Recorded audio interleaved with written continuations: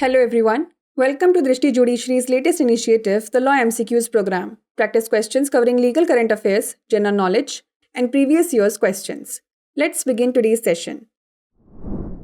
The first question is, who appoints the Chief Justice of India? Prime Minister, President, Law Minister और Speaker of the Lok Sabha? Bharat के मुख्य न्यायाधीश की नियुक्ति कौन करता है? प्रधानमंत्री, राष्ट्रपति, कानून मंत्री या लोकसभा अध्यक्ष? The correct answer is option B, president. इसका सही उत्तर है ऑप्शन बी, राष्ट्रपति. The chief justice of India is appointed by the president of India.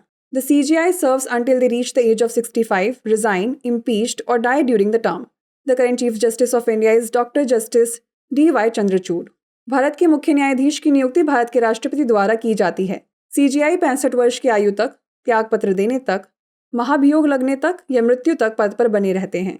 Bharat के वर्तमान मुख्य न्यायाधीश डॉक्टर न्यायमूर्ति D.Y. चंद्रचूड़ हैं. Next question is, which article of the Indian constitution अबॉलिशेस untouchability? Article 14, article 15, article 17 और आर्टिकल 21. भारतीय संविधान का कौन सा अनुच्छेद अस्पृश्यता को समाप्त करता है? अनुच्छेद 14, अनुच्छेद 15, अनुच्छेद 17 या अनुच्छेद 21? The correct answer is option C, article 17. इसका सही उत्तर है ऑप्शन सी, अनुच्छेद 17. Article 17 of the Indian Constitution abolished untouchability. Article 17 prohibits practice of untouchability in any form and made it an offence punishable under the law. भारतीय संविधान के अनुच्छेद 17 ने अस्पृश्यता को समाप्त कर दिया. यह किसी भी रूप में अस्पृश्यता करने पर रोक लगाता है तथा कानून के तहत दंडनीय अपराध बनाता है. Next question is, what does section 377 of the IPC pertain to? Theft, defamation, fraud और unnatural offences. आईपीसी की धारा 377 किससे संबंधित है? चोरी, मानहानि, धोखा या अप्राकृतिक अपराध? The correct answer is option D, unnatural offences. इसका सही उत्तर है ऑप्शन डी, अप्राकृतिक अपराध. Recently, the Madhya Pradesh High Court held that a husband's act of engaging in unnatural act with his legally wedded wife does not constitute an unnatural offence. Section 377 of the Indian Penal Code states that anyone who voluntarily engages in carnal intercourse against the natural order with any man, woman, or animal shall be subject to punishment. The punishment under Section 377 of the Indian Penal Code can include life imprisonment or imprisonment for up to 10 years along with a fine. हाल ही में मध्य प्रदेश उच्च न्यायालय ने कहा कि पति द्वारा अपनी कानूनी रूप से विवाहित पत्नी के साथ अप्राकृतिक कृत्य बनाना अप्राकृतिक अपराध नहीं है.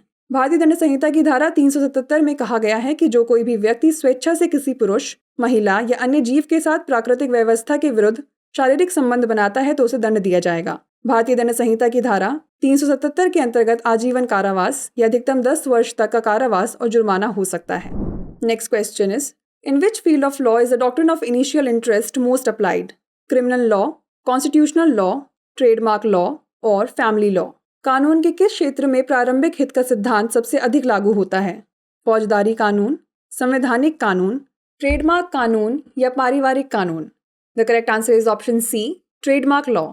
इसका सही उत्तर है ऑप्शन सी, ट्रेडमार्क कानून.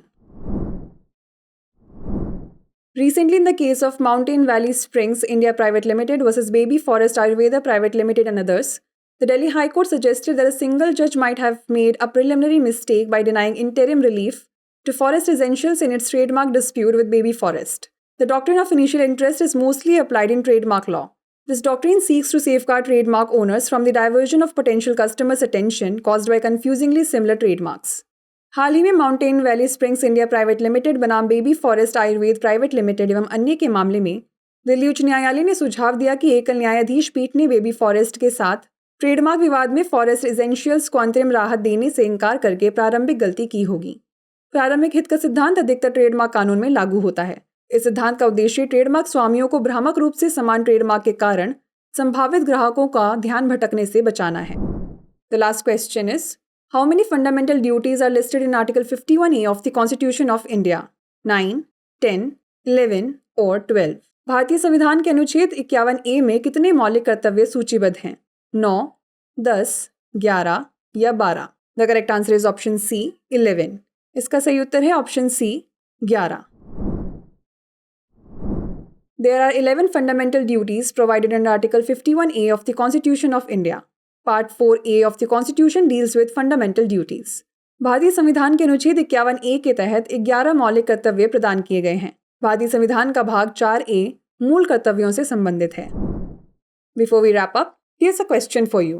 When there is a duty to speak, keeping silence is fraud, undue influence, coercion, or none of the above. जब बोलना कर्तव्य हो तो चुप रहना क्या है? धोखाधड़ी, अवांछित प्रभाव, दबाव या इनमें से कोई भी नहीं? इसका उत्तर हमें कमेंट सेक्शन में ज़रूर भेजिएगा। ऐसी और वीडियोस देखने के लिए लाइक, शेयर और सब्सक्राइब करना ना भूलें। धन्यवाद।